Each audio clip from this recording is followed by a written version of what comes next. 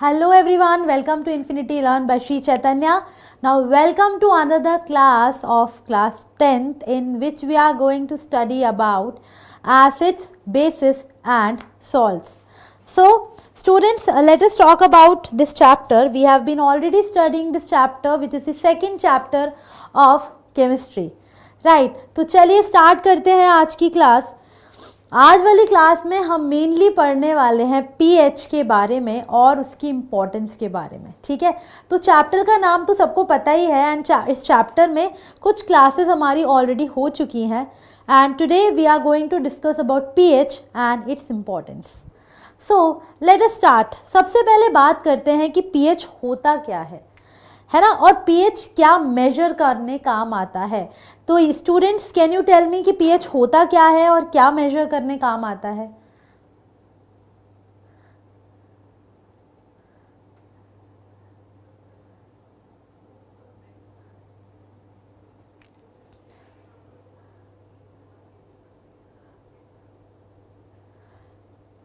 Yes, किसी को भी आइडिया है पीएच के बारे में? What is pH? या सो जैसे कि हम बोलते हैं पीएच क्या होता है. P here stands for potence. P किसके लिए स्टैंड करता है? पी का मतलब होता है पोटेंस. पीएच मतलब होता है पावर ऑफ हाइड्रोजन. ठीक है, और जो कॉन्सेप्ट था पीएच का वो किसने दिया था? The concept of pH was given by the scientist whose name was Sorensen. Hi Deenbandhu या Prachi, correct I think, yes. तो पीएच का मतलब क्या होता है? पीएच का मतलब होता है पावर ऑफ हाइड्रोजन. ठीक है, एंड ये जिन साइंटिस्ट ने दिया था पीएच का कॉन्सेप्ट, उनका नाम था Sorensen. PH is a measure of hydrogen ion concentration. तो अगर हम पीएच की बात करते हैं स्टूडेंट्स, तो पीएच क्या मेजर करता है? पीएच मेजर करता है कितने हाइड्रोजन आयंस हैं. हाइड्रोजन आयंस कहाँ से मिलते हैं हमको? एसिड से मिलते हैं. तो पीएच से हम एसिड्स की स्ट्रेंथ भी पता करते हैं. ठीक है, तो जैसे कि मैंने आपको बोला, जो पीएच होता है, जो कैलकुलेट करते हैं, उसका जो फॉर्मूला होता है उसमें हम मेजर करते हैं हाइड्रोजन आयन का कॉन्सेंट्रेशन. ठीक है, नाउ हाइड्रोजन आयन का कॉन्सेंट्रेशन. चलिए, तो वो था पीएच. अब पीओएच भी यूज़ किया जाता है. पीओएच क्या होता है? जैसा पीएच होता है हाइड्रोजन आयन की कॉन्सेंट्रेशन मेजर करता है, वैसे ही जब हम पीओएच निकालते हैं तो उसमें हम मेजर करते हैं हाइड्रोक्सिल आयन की कॉन्सेंट्रेशन. ठीक है, तो जैसे पीएच को डिफाइन किया गया था वैसे ही पीओएच होता है. पीओएच किसके लिए डिफाइन किया जाता है students? POH is defined for basis. PH is defined for acids. Generally ऐसा नहीं होता, ऐसा नहीं बोलते हैं, फिक्स नहीं है, हम दोनों ही से पता कर सकते हैं. But pH is mainly design for acids and pOH is mainly design for basis. Right now, at room temperature and the atmospheric pressure condition, it was found that the values exist from 0 to 14. Now, when I am talking about the pH values will vary from 0 to 14. तो अभी जो pH values होती हैं या measure कैसे करते हैं students? Yes everyone, do you have any idea how do we actually measure the pH? pH कैसे मेजर किया जाता है पीएच? कुछ स्केल होती है, एक बड़ी सी स्केल होती है जिससे मेजर करते हैं हम लोग पीएच. बताइए, क्या लगता है आप लोगों को? थोड़ा बहुत तो आइडिया होगा.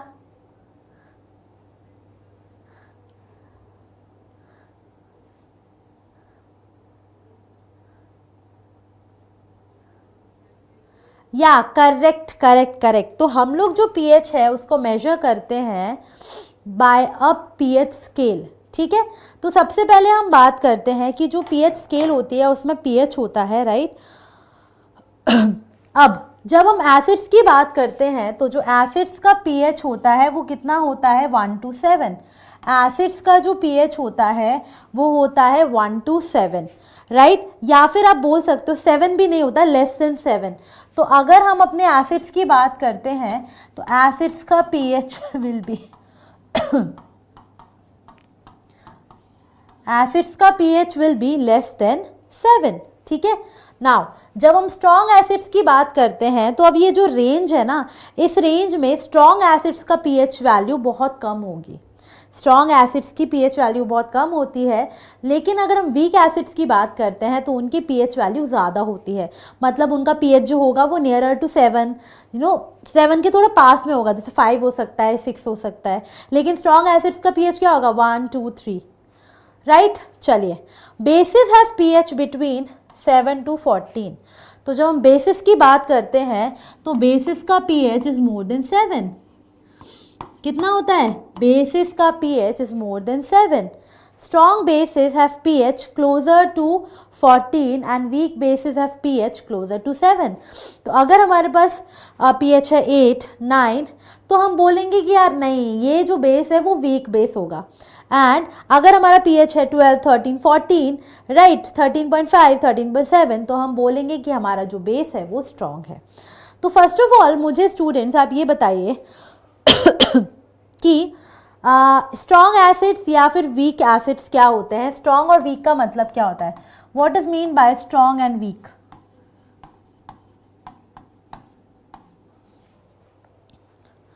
What is mean by strong and week.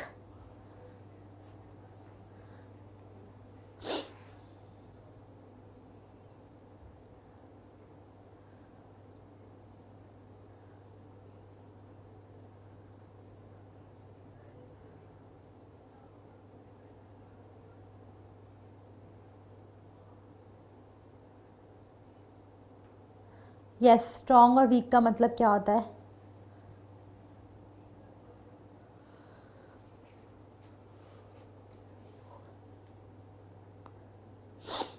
पता है किसी को भी स्ट्रॉन्ग और वीक का मतलब। चलिए, तो स्ट्रॉन्ग का मतलब क्या होता है स्टूडेंट्स। स्ट्रॉन्ग का मतलब होता है, जैसे मैंने आपको बोला कि अगर हमारे पास या कह सकते हैं, बट वो तो कोलोक्वल लैंग्वेज में हो गया। एक्चुअल में स्ट्रॉन्ग एसिड्स क्या होते हैं, strong acids are those acids which will dissociate completely in the solution. Strong acids are those acids which will dissociate completely in water. मतलब अगर मैं कोई स्ट्रॉन्ग एसिड की बात करती हूँ, लेट्स से HCl, और अगर मैंने इसको डाला वाटर में तो क्या होगा, ये कंप्लीटली डिसोसिएट हो जाएगा, ये कंप्लीटली डिसोसिएट हो जाएगा, ठीक है। और हमें क्या देगा, H+ आयंस और Cl- आयंस। तो जो स्ट्रॉन्ग एसिड्स होते हैं वो कंप्लीटली डिसोसिएट हो जाते हैं, उनका 100% आयनाइजेशन होता है, ठीक है। उनका आयनाइजेशन जो है वो 100% होता है और वो कंप्लीटली डिसोसिएट हो जाते हैं उसके आयंस फॉर्म में। लेकिन ऐसा वीक एसिड में नहीं होता। वीक एसिड जो है वो कंप्लीटली डिसोसिएट उसके आयंस में नहीं होता, कुछ अनडिसोसिएटेड फॉर्म में भी रहता है, ठीक है। चलिए, इसके बाद वैसे ही हम स्ट्रॉन्ग बेसिस की बात करते हैं, right. Ma'am pH, strong acids का pH बहुत कम होगा, 1 होगा, 2 होगा, 3 होगा। यस प्राची, वो बोल सकते हैं, बट इन जनरल स्ट्रॉन्ग और वीक एसिड्स यही होते हैं, ठीक है। अब हम बात करते हैं pH पेपर की। तो pH पेपर क्या यूज़ आता है, pH पेपर हमको हेल्प करता है to detect the pH of the solution.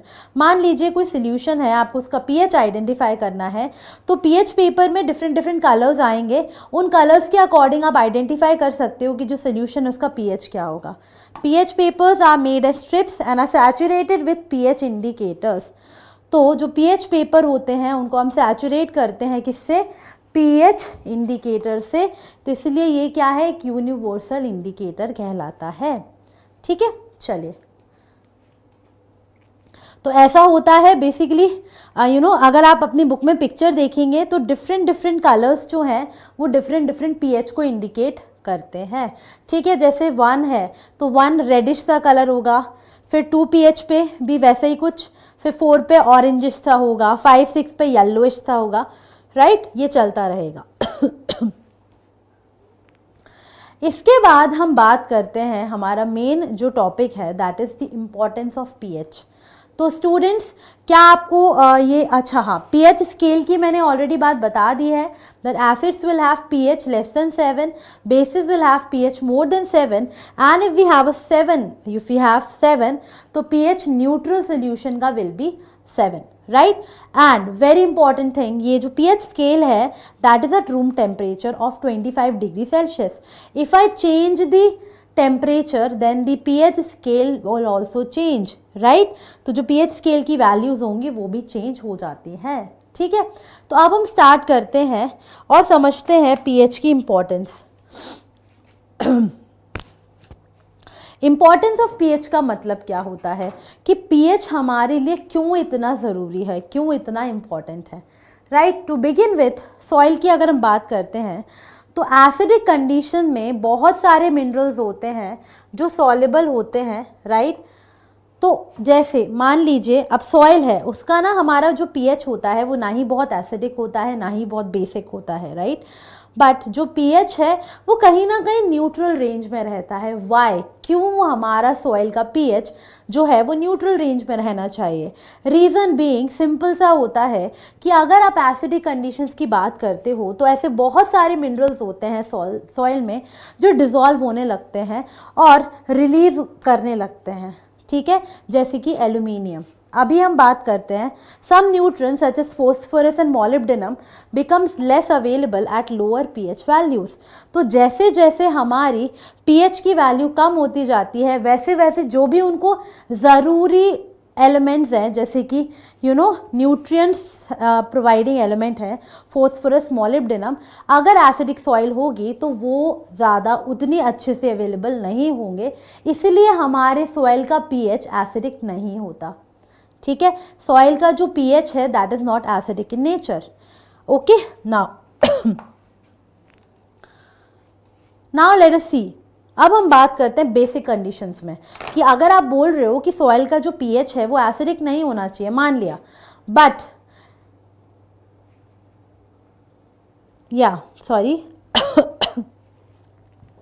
हाँ, लेकिन अगर आपसे बोला जाए कि बेसिक कंडीशंस की बात करते हैं तो soil can become deficient in nutrients such as zinc, copper, iron, manganese, boron and phosphorus. तो जिंक, कॉपर, ये सारे जो एलिमेंट्स होते हैं इनकी डेफिशिएंसी हो जाएगी, राइट। उसके बाद most plant tend to be work best in the pH of 6 to 7। इसीलिए हम बोलते हैं कि मेनली हमारे जो सॉइल है ना ही ज़्यादा एसिडिक होनी चाहिए ना ही ज़्यादा बेसिक होनी चाहिए, बट जो पीएच है वो न्यूट्रल होना चाहिए, ठीक है।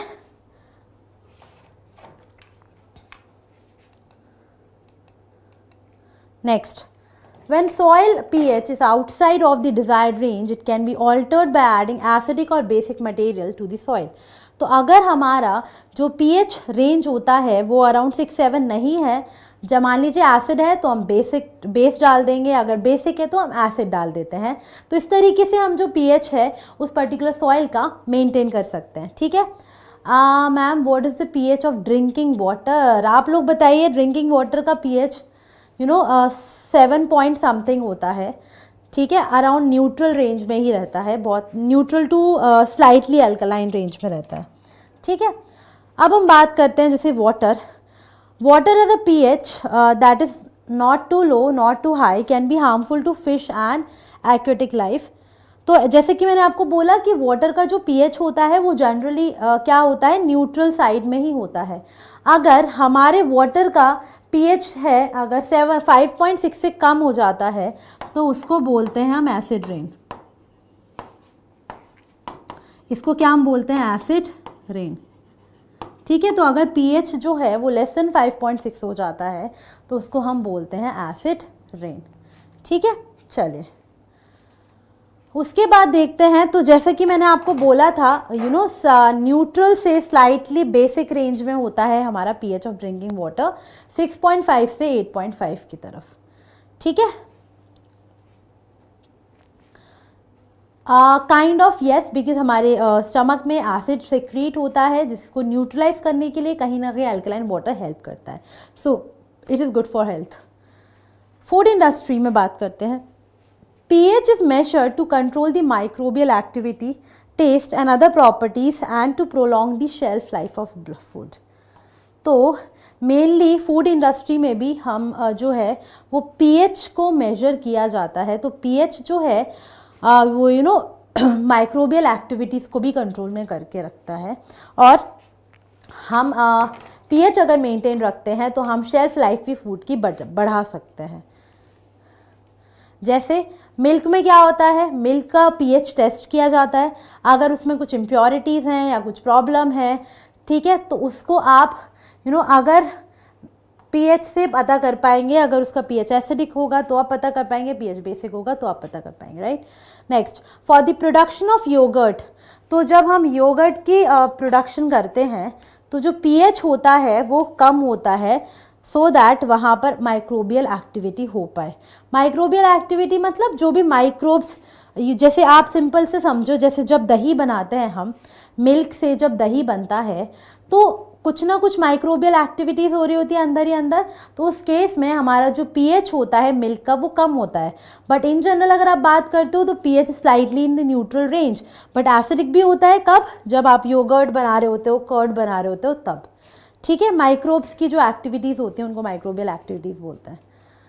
फिर नेक्स्ट हम बात करते हैं ब्लड और यूरिन. तो in medicine for the diagnosis of certain diseases pH values of blood is approximately कितना होता है, 7.535 से 7.45. एंड यूरिन को भी डिटरमाइन किया जाता है.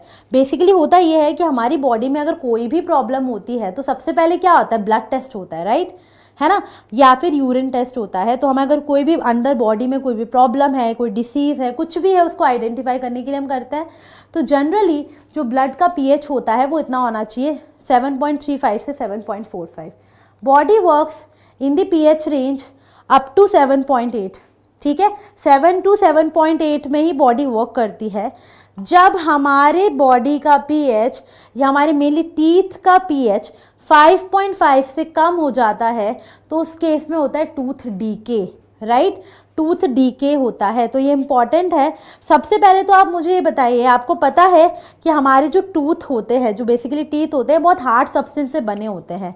लेकिन जब आप खाना खाते हो तरह तरह का यमी यमी फूड, नूडल्स हो गया, पास्ताज हो गए, बहुत सारी अच्छी अच्छी चीज़ें खाते हैं, तो एंजाइम्स हमारे यहाँ पर ऑलरेडी है सलाइवा में.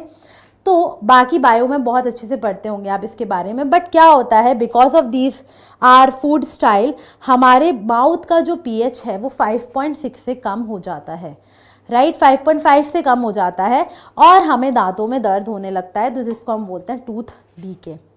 ठीक है, तो याद रखिएगा बॉडी में भी pH को मेंटेन करना बहुत ज़रूरी है. अदरवाइज या इधर एसिडिक होगा या फिर बहुत बेसिक होगा तो it is harmful. Depending on the pH values of skin secretion, different soaps like oily and dry skins are prepared. तो pH को मेंटेन करने के लिए ही हम जो मेनली हमारी सोप इंडस्ट्री है वो भी वर्क करती है इसी डायरेक्शन में. ठीक है, डिफरेंट pH रेंजेस बनाने के लिए.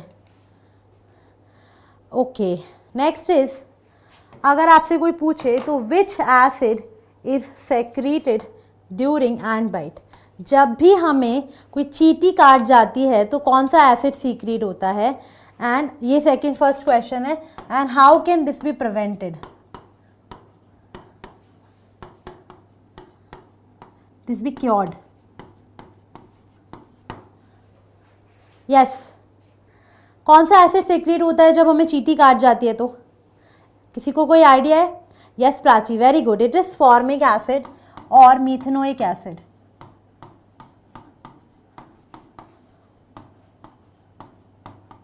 फॉर्मिक और मीथेनोइक एसिड.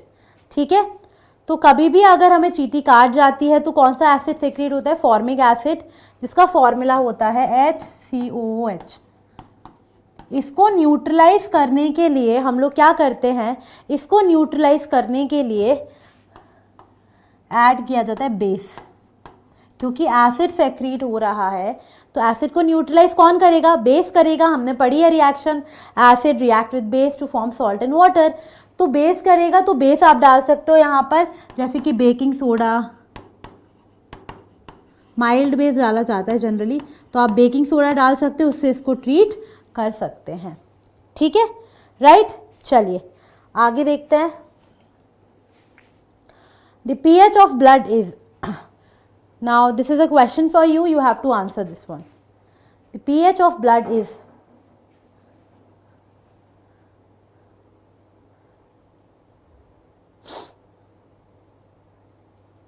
come on, अभी पढ़ा था। It is strongly acidic, is it strongly basic, is it neutral or is it slightly basic?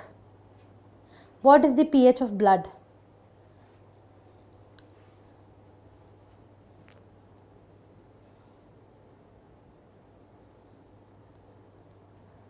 D, correct. So the range is, क्या होता है, approximately 7 to 7.8. तो ये क्या होता है? Slightly basic, right? It is 7.35 to 7.45, slightly basic. Next question. Aqueous solution of sodium acetate is, aqueous solution of sodium acetate is, so sodium acetate है, sodium acetate is a salt, right? हाँ, right, correct. Last question का answer तो 7D था, slightly alkaline, 7.35 से 7.45, right. अब मुझे बताइए aqueous solution of sodium acetate is,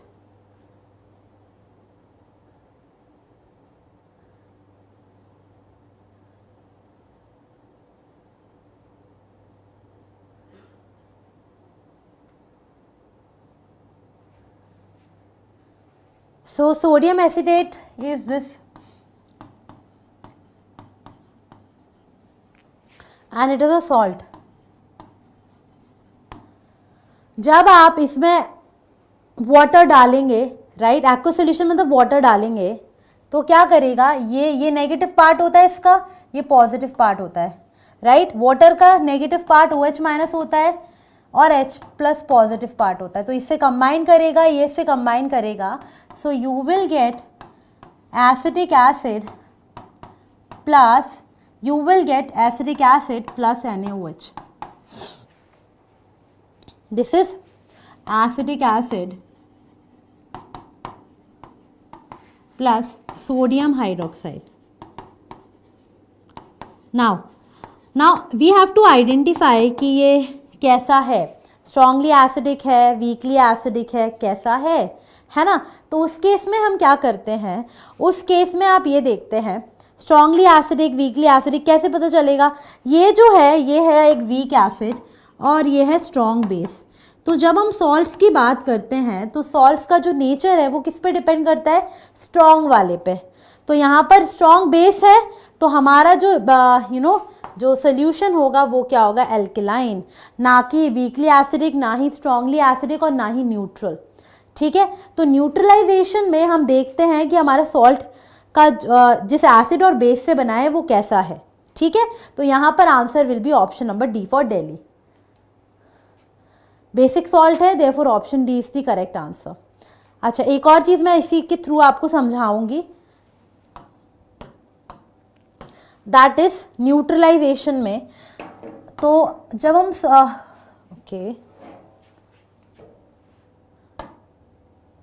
हाँ, तो जब हम बात करते हैं salt of strong acid and strong base, salt of strong acid and strong base अगर होता है तो वो सॉल्ट हमेशा न्यूट्रल होता है। ठीक है, अगर सॉल्ट में है strong acid plus weak base तो वो जो सॉल्ट होगा वो क्या होगा, एसिडिक होगा। जो भी स्ट्रॉन्ग वाला होगा काउंटर पार्ट वही डिसाइड करेगा। अगर हमारा कोई सॉल्ट है उसमें स्ट्रॉन्ग बेस है और वीक एसिड है तो वो क्या होगा, बेसिक होगा। ठीक है, और अगर वीक एसिड है प्लस वीक बेस है, दोनों ही वीक हैं, तो can not be predicted, can not be predicted directly. जो भी उनका रेशियो होगा, जिसका अमाउंट ज़्यादा होगा उसके अकॉर्डिंग आप तीनों हो सकते हैं, एसिडिक भी हो सकता है, बेसिक भी हो सकता है और न्यूट्रल भी हो सकता है। तो सॉल्ट्स जो होते हैं स्टूडेंट्स वो न्यूट्रल भी हो सकते हैं, वो एसिडिक भी हो सकते हैं, बेसिक भी हो सकते हैं। न्यूट्रल मतलब अगर आपने सॉल्ट लिया, salt of strong acid and strong base, salt of strong acid and weak base acidic होगा, salt of strong base and weak acid basic होगा, weak acid and weak base क्या होगा, कैन नॉट बी प्रिडिक्टेड। ठीक है, so the correct answer will be, यहाँ पर तो basic salt था बट ये आपको याद रखना है। ठीक है, चलिए स्टूडेंट्स आगे बढ़ते हैं। Which of the following is or are made up of bases? So students, please tell me what is the answer of this question.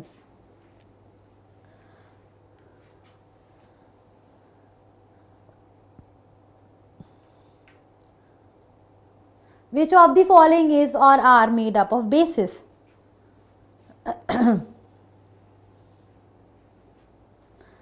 Yes students, what will be the answer? क्या लगता है आपको? Antacid tablet, soap, toothpaste. So the correct answer will be D for Delhi. Soap में भी base होता है, antacid तो है ही। एंटासिड में हम जो लेते हैं जनरली मैग्नीशियम हाइड्रोक्साइड की बनी होती है। उसके बाद सोप में भी बेस होता है, टूथपेस्ट में भी बेस होता है। ठीक है, कैल्शियम सॉल्ट्स होते हैं। तो answer will be all of the above, क्योंकि सारे ही बेसिस से बने होते हैं। Right, next, identify the pH of a solution that turns blue litmus red. Yes, very good, जिनने डी आंसर दिया है हाई फाई। चलिए बताइए फटाफट से, identify the pH of solution which will turn blue litmus red.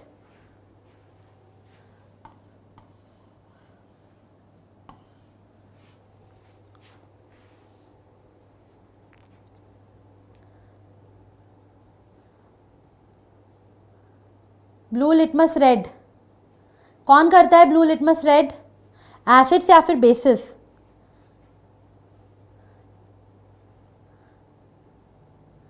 Correct students, आपको याद है ए बी रूल?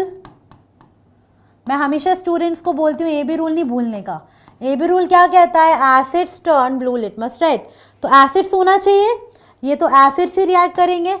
एसिड्स का पीएच क्या होगा? एसिड्स का pH will be less than 7, right? Acids का pH will be less than 7, therefore answer will be option number B, right? ठीक है, चलिए आगे मूव करते हैं। Which of the following is a salt of strong acid and weak base? Try this one. Very good students, very good. Yeah, which of the following is a salt of, so you have to identify it as a salt of strong acid and weak base.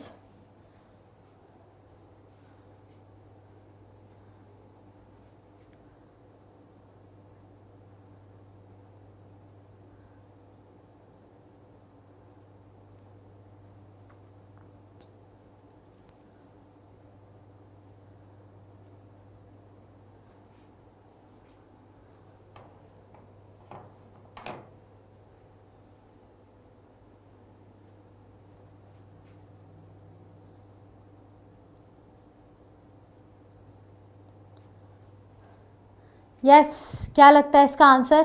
तो चलिए देख लेते हैं। Strong acid and weak base कैसे पता करते हैं? पानी डाल दीजिए, इसमें पानी डालेंगे तो क्या होगा? वाटर डाल दिया, H और OH, राइट? इसके बाद OH जाएगा, इसके बाद H जाएगा, तो ये हो जाएगा KOH प्लस H2SO4। ये भी स्ट्रॉन्ग एसिड है और ये है स्ट्रॉन्ग बेस। ठीक है, दोनों ही स्ट्रॉन्ग है। फिर है कैल्शियम सल्फेट। कैल्शियम सल्फेट में पानी डालते हैं तो क्या हो जाएगा? Calcium hydroxide plus H2SO4। ठीक है, ये स्ट्रॉन्ग बेस है, ये स्ट्रॉन्ग एसिड है। तो ये वाला दोनों ही सॉल्ट क्या है? न्यूट्रल है। ठीक है, अब देखते हैं NH4Cl। तो NH4Cl में अगर आप वाटर डालोगे तो कितना हो जाएगा? NH4OH plus HCl। HCl strong acid है, NH4OH वीक बेस है। यही पता करना था क्या? Strong acid and weak base. So correct answer will be option number C. Magnesium chloride का और देख लेते हैं। तो मैग्नीशियम क्लोराइड में अगर आप वाटर डालते हो तो क्या होता है? Magnesium hydroxide plus HCl। दोनों, ये भी स्ट्रॉन्ग बेस है और ये भी स्ट्रॉन्ग एसिड है। तो स्ट्रॉन्ग बेसिस मैं हमेशा बोलती हूँ स्टूडेंट्स को, पोटेशियम, सोडियम, स्टार्टिंग वाले जो भी एलिमेंट्स होते हैं, उनके जो भी सॉल्ट्स होते हैं, वो सारे स्ट्रॉन्ग बेसिस होते हैं। So the correct answer will be option number C. Correct answer will be, it will be formed from ammonium hydroxide and hydrochloric acid, therefore option C is the correct answer. ठीक है, option C is the correct answer. Okay guys, so please let me know if you have any doubt in today's session. In today's session we talked about the pH and its importance, and we have done some questions. So with that note, I am winding up today's session. I will see you all again in the next class. Bye bye.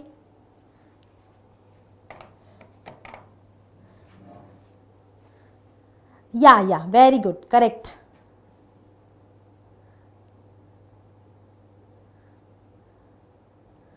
Bye bye.